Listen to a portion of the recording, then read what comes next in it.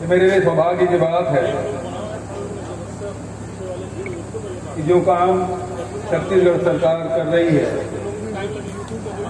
उसे शंकराचार्य जी उसकी प्रशंसा कर दे, तो इसका मतलब ये हुआ कि हमारे कार्यों पे सील मोहर लग गई। मेरा इनसे परिचय नहीं था। मेरे क्षेत्र के गांव में प्रवचन हो रहा था, गांव के लोग आमंत्रित किए, मैं भी वहां उपस्थित हुआ।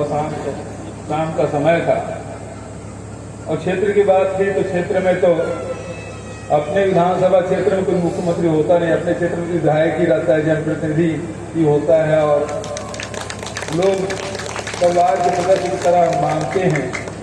उन्होंने बहुत ही सहज भाव से कहा कि हमारे गांव में प्रवचन हो रहा है, दमोह से स्वामी जी आए हैं, आप भी थोड़ा समय निकाल जाए। वहां गया, प्रवचन सुना, मैं तो चकित था। हमने वोट के लिए नहीं किया था, बहुत शुक्र, तालियां।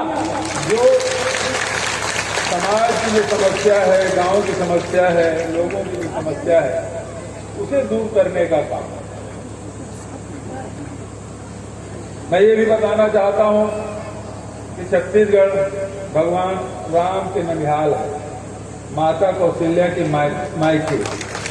पूरे दुनिया में एकमात्र कौशल्या माता के मंदिर है हमारे छत्तीसगढ़। रायपुर के पास जो गाँव है वहाँ उनका बहुत प्राचीन मंदिर है। उसका जीर्णोद्धार किया, सौंदर्यीकरण किया, आपको लाखों लोग दर्शन के लिए जाते हैं। आपको भी निमंत्रण देता हूँ मैं, आइए जरूर। भगवान राम का वनवास हुआ तो सबसे ज्यादा समय दंडकारण्य दक्षिण कौशल हमारे छत्तीसगढ़ में ही उन्होंने समय व्यतीत किया। अभी हमने राम मोरगमन पर्यटन परिपथ का निर्माण किया है, 2200 किलोमीटर लंबा है। छत्तीसगढ़ के उत्तरी छोर से शुरू करके दक्षिणी छोर तक के वो पद यात्रा करते गए हैं और अभी हम लोगों ने 9 जगह को चिन्हित किया है और उस जगह को सौंदर्यीकरण करना, विकास करना, लोगों की जनसंख्या के हिसाब से निर्माण कार्य कराना, ये लगातार चल रहा है। 3 जगह भगवान राम के 30-40 फुट की मूर्ति भी हमने स्थापित कर दी है। चंदपुरी में किया, शिवरी नारायण जो सबरी माता सबरी के नाम से शिवरी नारायण है, माता सबरी की भी बहुत प्राचीन मंदिर वहाँ है, जब भगवान राम उनकी जूठे बेर खाए थे। सबरी जनजाति के लोग, चौड़ा सौरी जनजाति के लोग बड़ी संख्या हमारे छत्तीसगढ़ में रहते हैं।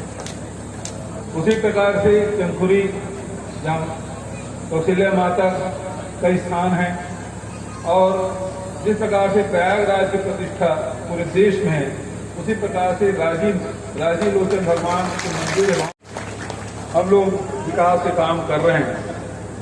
तो राम मोरगमन पर्यटन परिपथ हम लोग बना रहे हैं।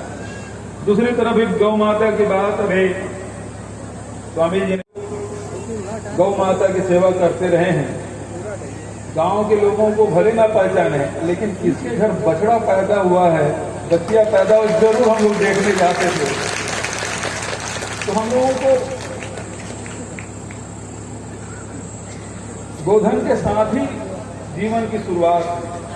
हम लोग स्कूल जाते थे तो पहले गौठान जाते थे, फिर उसके बाद स्कूल जाते थे और लौटते समय जब गौठान जाते थे तो चरवाहा, यहाँ गौशाला बोलते होंगे आप, हमारे यहाँ गौठान है, हर गांव में गौठान होता है, परंपरा हमारे यहाँ छत्तीसगढ़ में।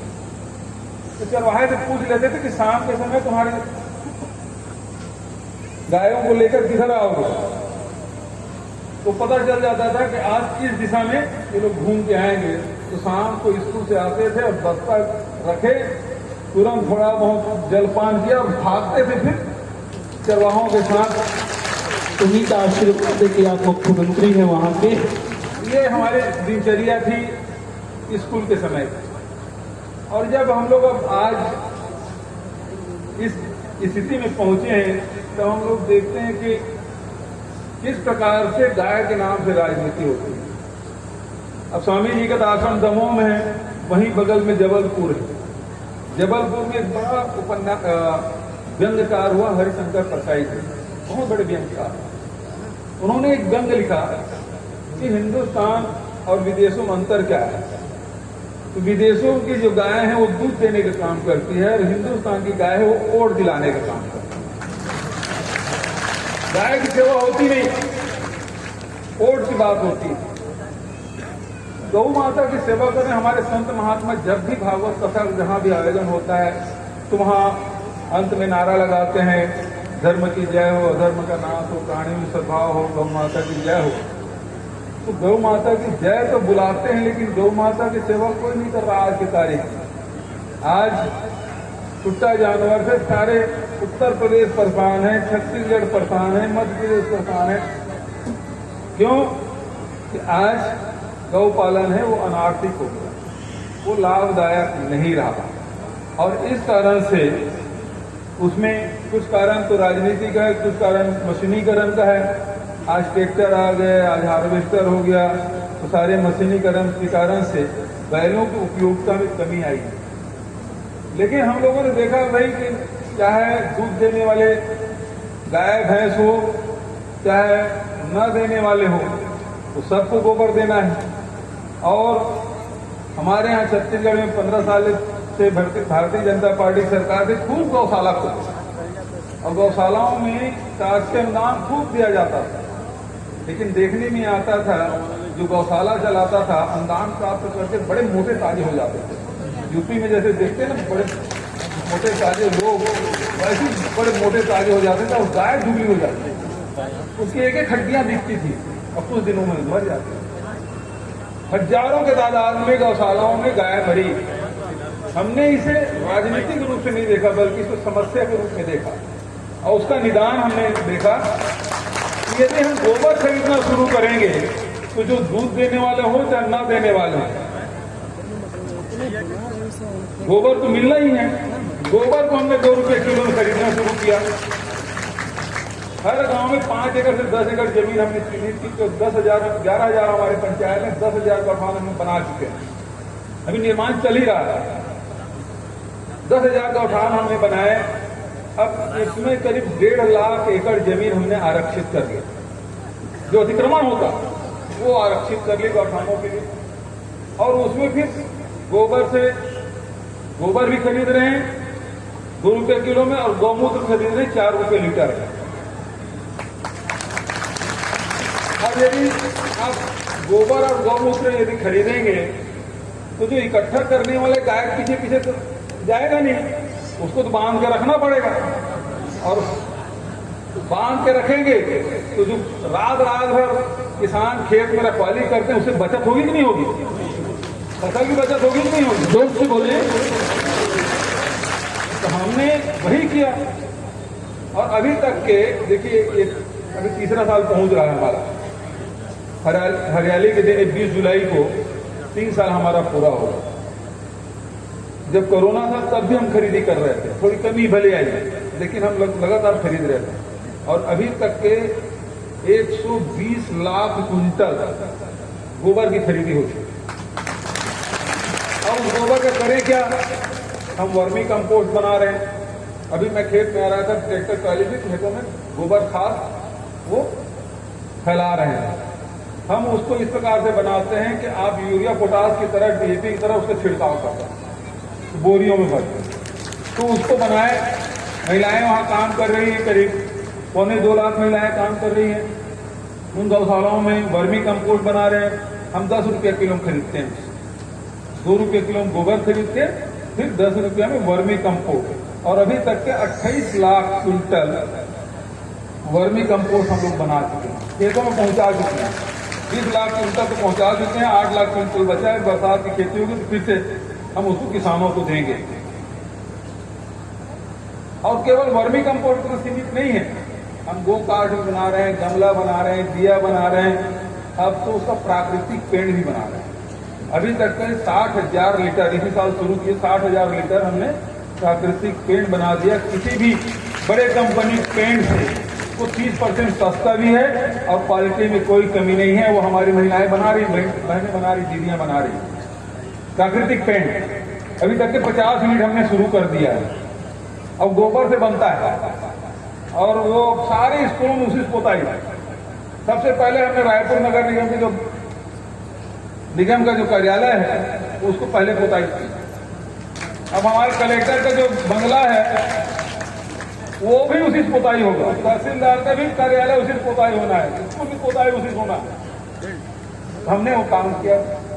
और तो और अभी हम गोबर से बिजली उत्पादन शुरू कर दिए। बड़े बड़े उद्योगपति बिजली उत्पादन करके सरकार को बेचते हैं।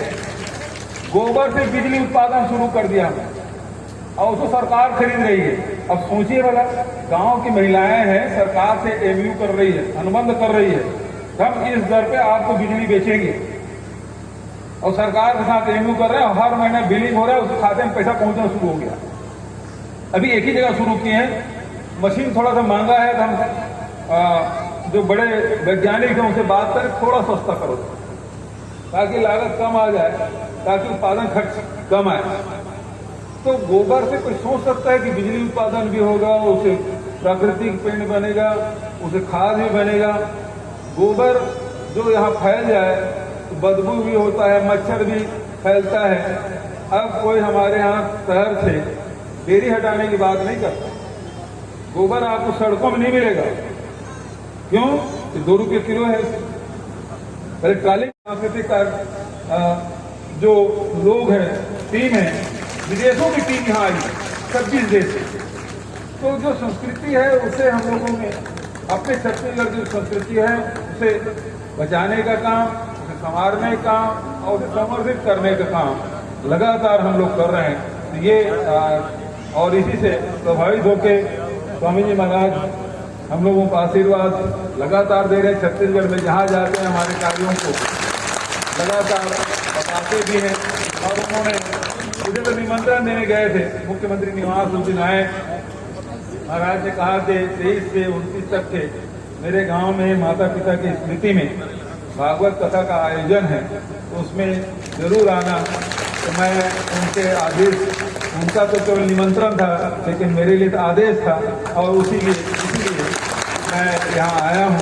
आप और महाराज जी का तो आशीर्वाद मिलता ही है। आप सबका भी दर्शन करने का मुझे अवसर मिला। आप सबको नमन करते हुए, प्रणाम करते हुए अपनी वाणी को विराम देता हूँ। धन्यवाद। जय हिंद।